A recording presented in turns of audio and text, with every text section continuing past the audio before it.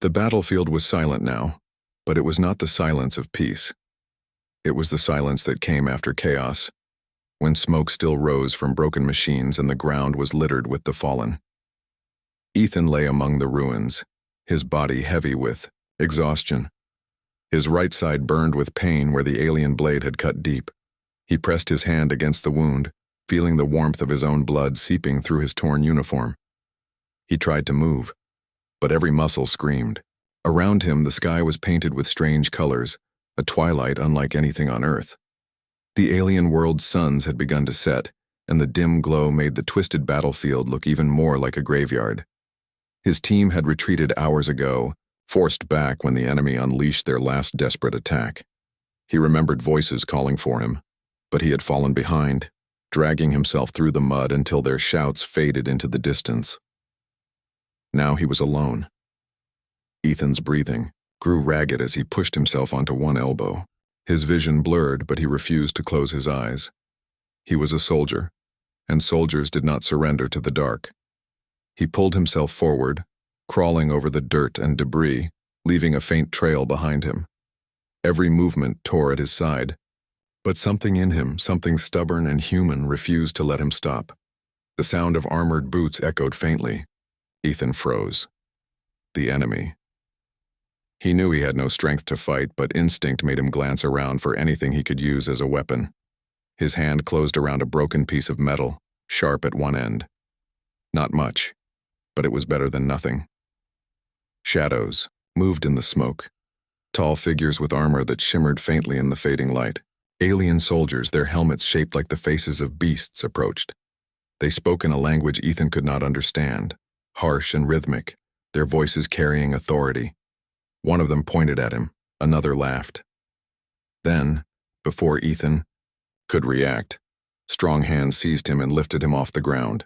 His weak attempt to resist was ignored, and the shard of metal slipped from his fingers. They carried him like a prisoner of war, but there was no mocking cruelty in their movements. Instead, there was purpose, as if they had been ordered to bring him back alive. Ethan's head rolled against his chest as the pain in his side grew worse. He wondered how long before he blacked out completely. The world swayed as they dragged him through the ruins and toward towering gates of black stone. He had seen the structure from a distance during the battle, the alien palace, the heart of their rule. He never thought he would live long enough to be brought inside. The gates opened with a deep grinding sound, and Ethan was carried through. Grand corridors lit by strange blue flames that did not flicker like normal fire.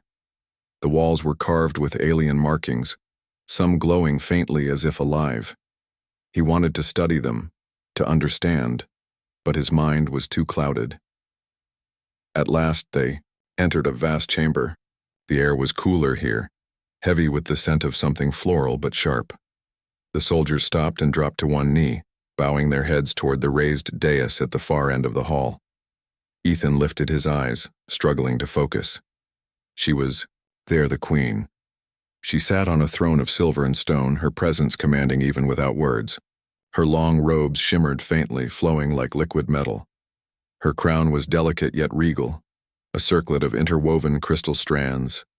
Her face was calm, her eyes sharp as they studied everything brought before her.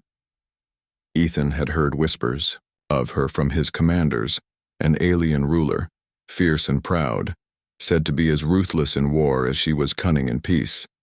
Now she looked at him. Ethan felt small under her gaze, like a broken thing unworthy of her attention. But then her eyes fell to his wound. Her lips parted and her expression froze. The chamber grew heavy with silence. The soldiers shifted uneasily but dared not speak. The queen rose slowly, her long steps bringing her closer until she stood only a few feet away. Her eyes widened as she stared at the cut along Ethan's side. It was not the wound itself that shocked her. It was what was beneath it. The skin around the injury had begun to scar in strange, twisting lines, glowing faintly as if his flesh carried its own fire. Ethan did not understand it. To him it was just a wound, strange but explainable. But to the queen, it was something else entirely. She whispered, almost too softly for her guards to hear, "You can't be real. Her voice trembled, though her stance remained strong. She reached out as if to touch the wound, but pulled her hand back quickly like someone afraid of what they might confirm. Her soldiers exchanged nervous glances. None of them understood what held their queen frozen in place. Ethan struggled to keep his eyes open, confusion mixing with the pain. He did not know what she meant, but he could see it in her face. Fear, awe, and something deeper. Something that made her seem less like a ruler and more like a person facing a truth she had long denied. "Take him," she commanded suddenly, her voice sharper, stronger. The spell of hesitation broke. The guards moved to obey, lifting Ethan once more. But as they carried him away, the queen stood still, her gaze locked on the glowing scar. Her heart pounded with a memory of ancient stories told to her as a child. Stories of a stranger from beyond the stars, marked by wounds that glowed like living fire, a figure who was said to come only when the world was at the edge of great change. She had never believed those tales. Until now. As Ethan was taken down the corridor, his head heavy with pain, he wondered why the queen's voice had sounded less like an enemy's and more like someone who had just seen a ghost. The last thing he heard before unconsciousness claimed him was the echo of her words, whispered in his mind like a question he did not yet know how to answer. "You can't be real." Ethan woke slowly, his body heavy as stone. The air around him was cool, carrying a faint sweet smell that didn't belong to Earth. He blinked, trying to focus. A ceiling of smooth black stone stretched above him, glowing lines carved into it, like constellations. He lay on a soft surface, not the hard ground he expected. For a moment he wondered if he had died and been carried into some strange dream. But the pain in his side was real. He lifted his hand to his wound, expecting wet blood, but instead he felt clean bandages wrapped tight. Someone had tended to him, not with human medicine though. The material was alien, a smooth fabric that pulsed faintly with warmth. Ethan sat up slowly, wincing. He found himself in a large chamber. The walls shimmered faintly with blue light, patterns shifting across them like moving water. A single tall doorway stood ahead, guarded by 2 alien soldiers in silver armor. They didn't move, but he felt their eyes on him even through their helmets. For a moment he thought about escape, but his body was too weak, and the guards looked ready to cut him down the second he tried.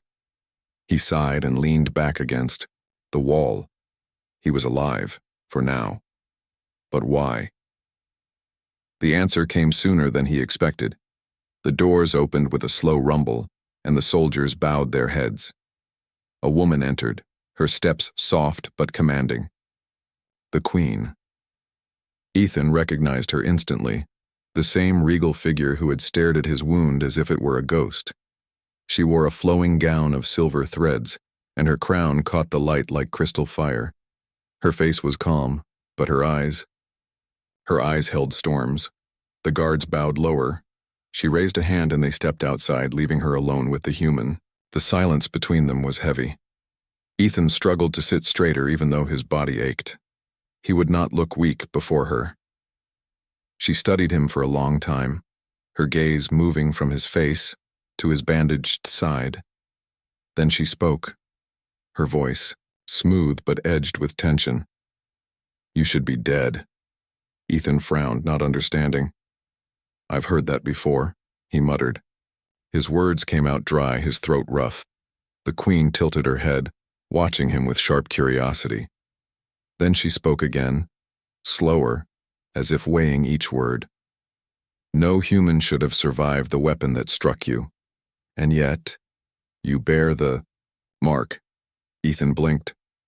"Mark?" She stepped closer, her robe whispering across the floor. With a graceful motion, she reached toward his side, hesitated, then pulled the bandage down just enough to reveal part of the scar. Ethan looked down and was startled. The wound had begun to heal in strange patterns, the flesh glowing faintly in twisting lines. It did not look natural. The Queen's lips pressed tightly. "It is the same as the stories." "Stories?" Ethan asked, her eyes locked onto his. "A prophecy. Old words passed down through my bloodline. They tell of a stranger from beyond the stars whose wounds burn with living fire. He comes when our world stands at the edge of great change. She straightened, her face unreadable. I never believed them. Until you. Ethan stared, confusion, swirling with unease. I'm no prophecy, he said firmly. I'm just a soldier. A human who got cut and happened to survive. That's it. Her gaze softened slightly, but her voice remained steady.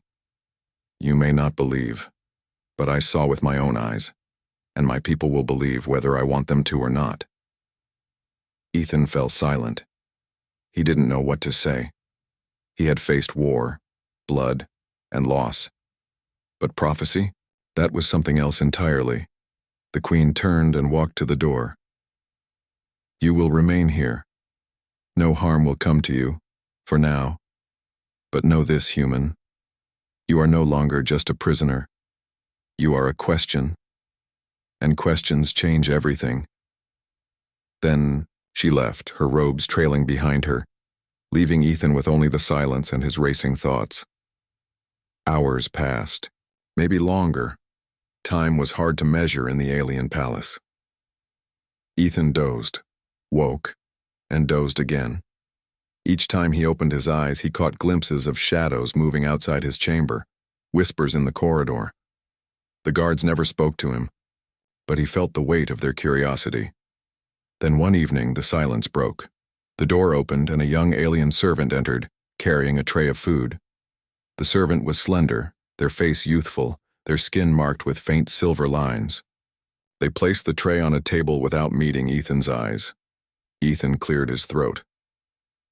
What's your name? He asked softly.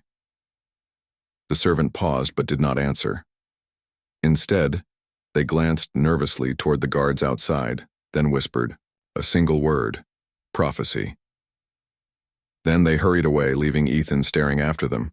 He turned to the food, strange fruits and steaming broth, but he hardly tasted it. The word echoed in his mind like a drumbeat. The next day, more voices followed. This time, it was the soldiers. They thought he couldn't understand their language, but Ethan had been listening, picking up patterns. Their words were sharp, uncertain. They spoke of the Queen's hesitation, of the strange scar of destiny. Some feared him. Others spoke of him with a strange kind of respect. Ethan realized with a chill that he was becoming more than a prisoner. He was becoming a symbol, and he had no control over it. Later, the Queen returned. This time, she did not come alone. With her were 3 advisors, older aliens dressed in layered robes. Their eyes were cold as they studied him. They whispered among themselves, their voices sharp. Finally, one of them stepped forward. He is dangerous, the elder said in their tongue, which Ethan could partly follow. The prophecy is a tale, for children, not a command for rulers. End him before his presence divides your throne. Ethan's chest tightened. He didn't understand everything, but he understood enough. They wanted him dead. The Queen raised a hand. No, she said firmly. If the prophecy is false, let it be proven false. But if it is true... Her eyes lingered on Ethan's wound. Then we cannot ignore it. Her advisors were not pleased. They pressed her, warning of rebellion, warning that her enemies would use Ethan against her. But the Queen's voice was final. He stays. The elders left in anger, their robes swirling like storm clouds. The Queen lingered, watching Ethan. For the first time, he thought he saw weariness in her eyes. Why protect me? He asked softly. She looked at him for a long time before answering. Because I do not yet know what you are, and until I do, I will not risk being wrong. That night, Ethan lay awake, staring at the glowing lines of his wound. He did not want destiny. He did not want prophecy. He only wanted to survive, to go home, to find his people again. But deep inside, he knew the Queen was right. Whatever was happening to him was not normal. His body was healing in ways it shouldn't. His blood resisted their poison. His wound carried patterns no human flesh should carry. And if the Queen was shaken, if her people whispered, then this scar was not only his burden, it was a spark that could change the future of an entire world. As he drifted into uneasy sleep, he remembered her words again, spoken with fear and awe. "You can't be real." And for the first time, Ethan wondered if maybe she was right. The days that followed were heavy with tension. Ethan was not kept in chains, but he was never free. Guards watched his every step, their silver armor reflecting the blue flames that lit the halls of the palace. Servants came and went, never meeting his eyes, their whispers drifting behind him like shadows. Everywhere he went, he felt it. The word, prophecy, moving from mouth to mouth like a spark on dry grass. He did not want to be a prophecy. He only wanted to heal and return to his people. But the queen, Lysera, would not allow that. One morning the chamber doors opened and the queen entered. Her presence filled the room like a storm rolling across the horizon. She wore no crown this time, only a dark cloak that fell over her shoulders. Her eyes were steady, calm, but with an edge of decision. "You are strong," she said, her voice echoing softly in the chamber. "Too strong for a man who should have died, but words and wounds are not enough. If you are what the prophecy speaks of, then you must prove it." Ethan frowned. "Prove it? I already told you, I'm no prophecy." Her gaze narrowed. "And yet you live, and yet you carry the mark. My people will not rest until they know the truth. Neither will I." Before he could answer, guards stepped forward and lifted him to his feet. His body still ached, but the strange scar on his side gave him strength he could not explain. He did not resist.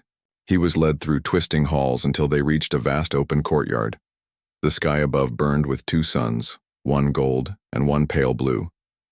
The air shimmered with heat, and the ground beneath his boots was a circle of black stone. Around the courtyard stood dozens of alien soldiers watching in silence, and at the far end on a raised balcony the queen took her seat.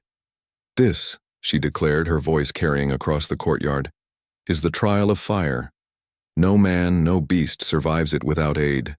If you endure even for a time, then perhaps the prophecy speaks true." Ethan looked at the circle of black stone. Heat rose from it like a living thing. He swallowed hard. He had no choice.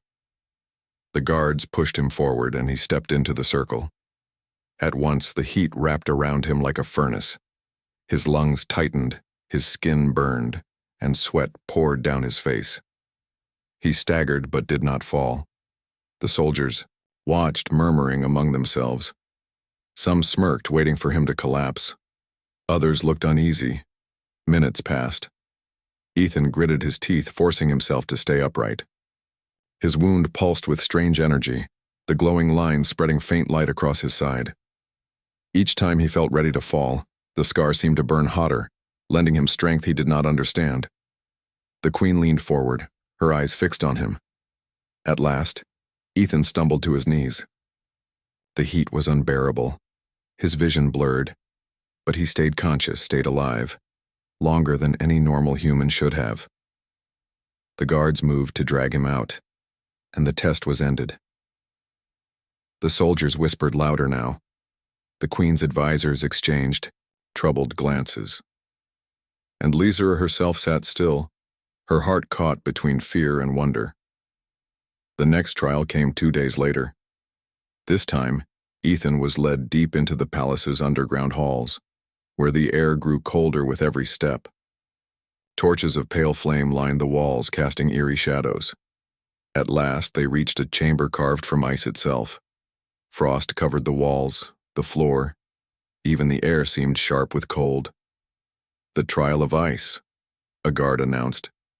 Ethan was stripped of his cloak and pushed into the chamber. The door closed behind him with a heavy thud. Cold bit into him instantly, sharp as knives. His breath turned to mist, his hands numb within seconds. He wrapped his arms around himself, shivering violently. Hours seemed to pass. The cold sank into his bones and he felt himself fading. But again the scar on his side pulsed with strange light. Warmth spread from it, small but steady, keeping him alive. He pressed his hand against it, realizing that without it, he would already be gone. When the doors finally opened, Ethan stumbled out, pale but still breathing. The soldiers stared, their silence louder than shouts. No human should have survived that chamber. The third trial was the hardest. Ethan was taken into a dark cavern outside the palace walls where strange mists drifted through the air. The ground was littered with bones of creatures he did not recognize. The soldiers stood far back, refusing to enter. The trial of shadows, Lysira's voice echoed from the entrance. The mists are poison. Even my people do not linger in them. If you are touched by destiny, you will endure. Ethan clenched his fists. He did not want to enter. His body screamed at him to turn back. But the guards waited, and the queen's eyes were on him. He stepped forward into the mist. The air stung his throat instantly. His vision swam, his lungs burning. He coughed, staggered, and nearly fell. The poison was real, and it was killing him. But again, the scar glowed. The strange lines across his skin spread warmth through his chest, pushing back against the poison.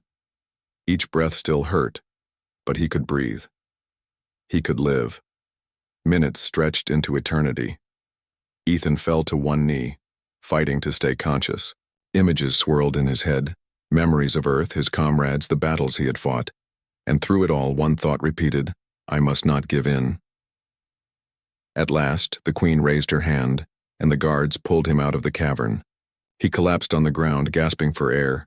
His body trembled, but he was alive. The soldiers who had doubted him were silent now. Some even looked at him with awe. The whispers of prophecy grew louder, spreading beyond the palace walls.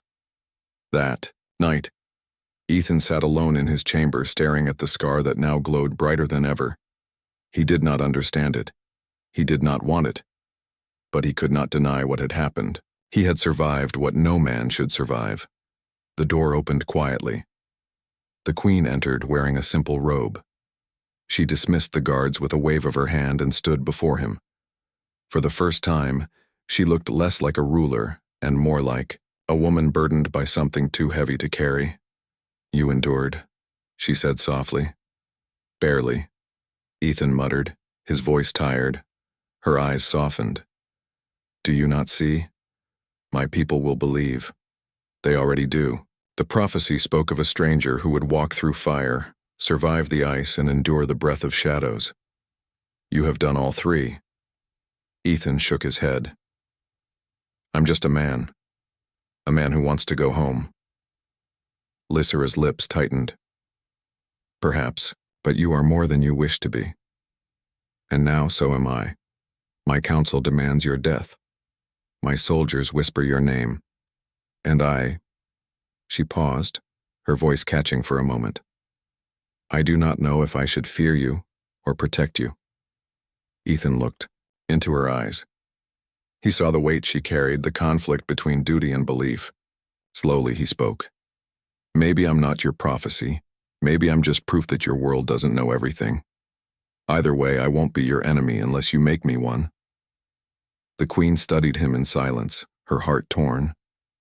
Finally, she whispered again, the same words as before but with a new tone. Not fear but wonder. You can't be real. Ethan closed his eyes, exhausted. And for the first time, he wondered if maybe she was right. The palace was never truly quiet anymore. Where once the great halls had echoed with the calm rhythm of soldiers' boots and the measured voices of advisors, now they buzzed with whispers. Everywhere Ethan was taken, the eyes of the alien court followed him. Some filled with awe, others with doubt, but all with curiosity. The trials had changed everything. The Queen's guards had carried word into the city, and the city had carried word into the empire. The human with the glowing wound had walked through fire, ice and shadow, and lived. Prophecy, they whispered, the stranger of flesh and fire. Some believed it was hope, others believed it was danger. But for Queen Lysira, it was something far more complicated. She sat alone in her private chamber, the great crystal windows casting pale light across her face. The crown rested beside her on a table, and without it she looked less like a ruler and more like a woman weighed down by choices. The prophecy had followed her since childhood. Elders whispered of it when she was young, dismissing it as legend, a tale meant to remind rulers of humility. She had grown believing it was a myth. But then the human had come, bleeding yet alive, marked by wounds that matched the stories. Her heart wanted to believe. But her mind warned of danger. Belief could spark chaos. If her people saw him as a savior, they might turn from her. If they saw him as a curse, they might demand his blood, and her counsel already had. The chamber doors opened. Her 3 oldest advisors entered, their robes heavy with authority. They bowed only slightly before speaking. "My queen," one began, his voice sharp as steel. "The human must be removed. His presence divides the court. Every hour he breathes, your throne weakens." Another added, "The prophecy is a weapon. Your enemies will twist it." Already whispers spread among the lower castes that the human is chosen to replace you. If you do not act now, rebellion may rise. Lysera listened, her face calm though, her chest ached. She knew their words were not lies. "And if the prophecy is true?" she asked quietly. Silence fell. The advisors exchanged glances before one finally spoke.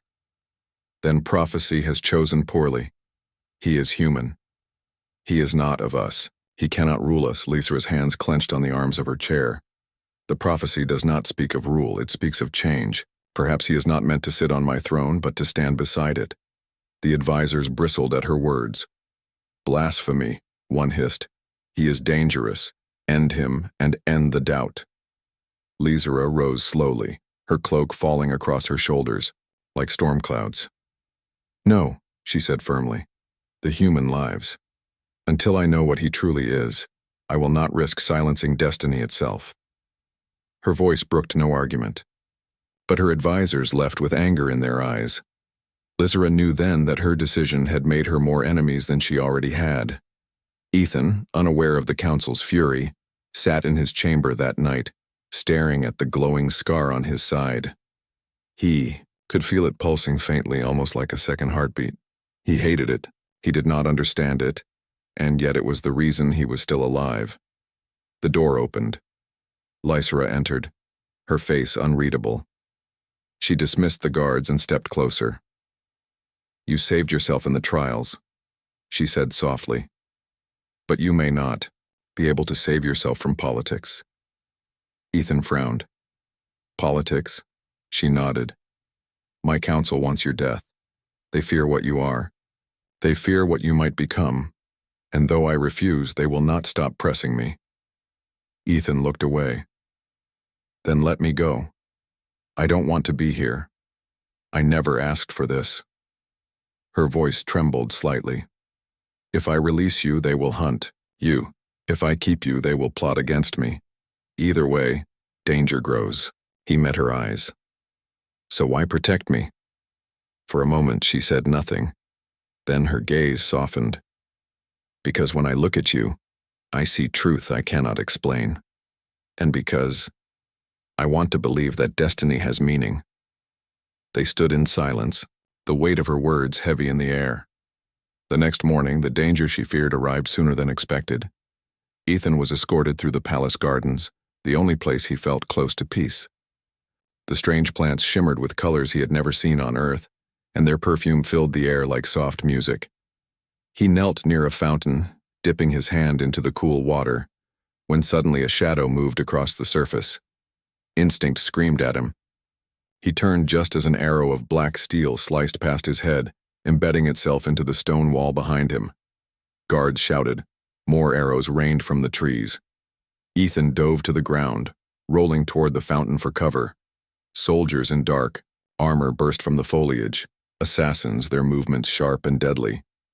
The queen's guards rushed forward, clashing with the intruders, but the assassins were prepared, striking with precision. Then Ethan saw her. Lysera, standing at the far end of the garden, her eyes widening as one assassin raised a blade toward her. Ethan's body moved before his mind could. Pain tore through his side, but he sprinted across the garden faster than he thought possible. The scar burned bright under his bandages, lending him strength. The assassin lunged for the queen. Lizera raised her arm to block, but the strike would have cut her. Down Ethan threw himself in front of her. The blade slashed across his chest, tearing his uniform. He grunted, staggering, but stood firm. His blood spilled, but the wound did not behave like a normal cut. It glowed, sealing partially even as it burned with pain.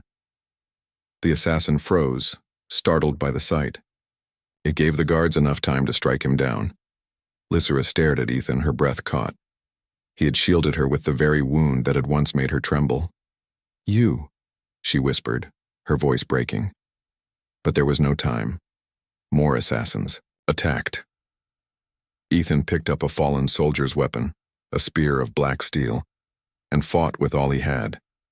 His movements were clumsy compared to trained warriors, but desperation gave him strength. He parried, dodged, and struck, forcing the attackers back until the Queen's guards finished them. At last, the garden grew silent again, the bodies of the assassins lying among the flowers.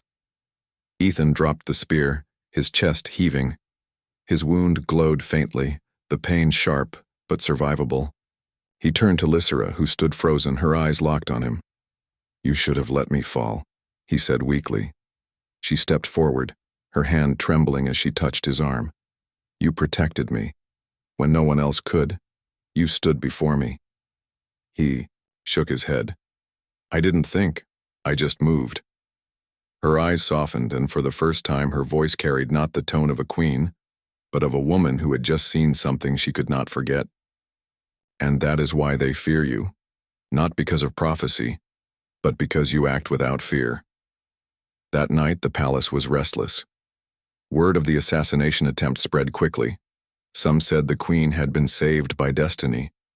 Others whispered that the human had bewitched her. Lizera ignored the rumors. She stood in her chamber, staring at the glowing scar on Ethan's chest as he rested on a couch nearby. Her thoughts swirled like a storm. The council would not forgive this. The rebels would grow bolder. The people would grow louder. And yet, when she looked at him, she knew her choice was already made. He had saved her life. And more than that, he had proven that he was no ordinary man. The Queen's dilemma had reached its peak. She could no longer remain in silence. She had to decide, condemn him as a threat or stand beside him against all who opposed her. And as she turned to look at him sleeping peacefully, his wound glowing faintly like fire under his skin, her heart whispered the words again, words she could no longer deny. "You can't be real." The palace did not sleep after the attack. Guards doubled their patrols, torches burned late into the night, and the echoes of hurried footsteps filled the stone corridors. Yet beneath all the noise, a deeper unease lingered. Everyone knew what had happened in the garden.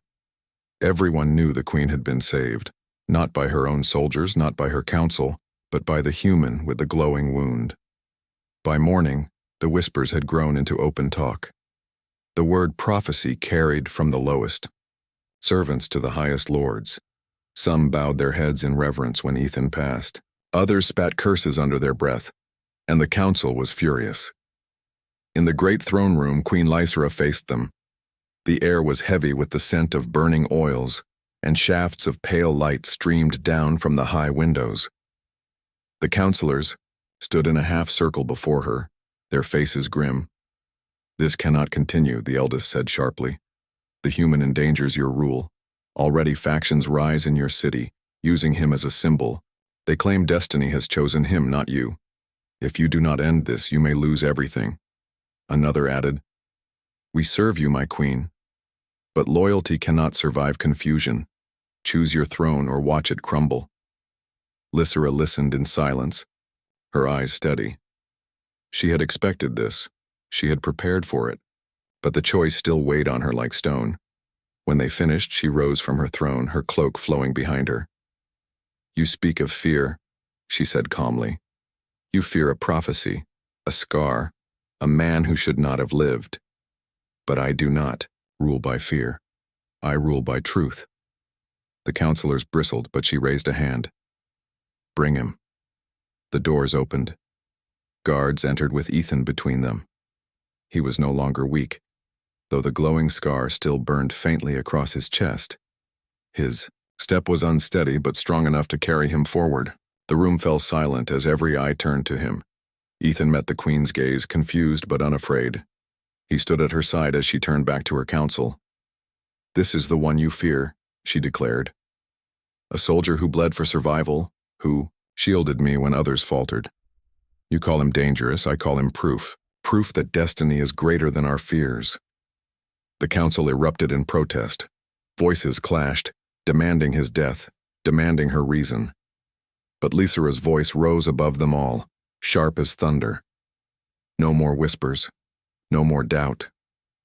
I declare, before my court, before my people, that this human is under my protection. His scar is not a curse but a sign. He will not be executed. He will not be hidden. He will stand beside me as prophecy demands." The room shook with the force of her words. The counselors stared in disbelief.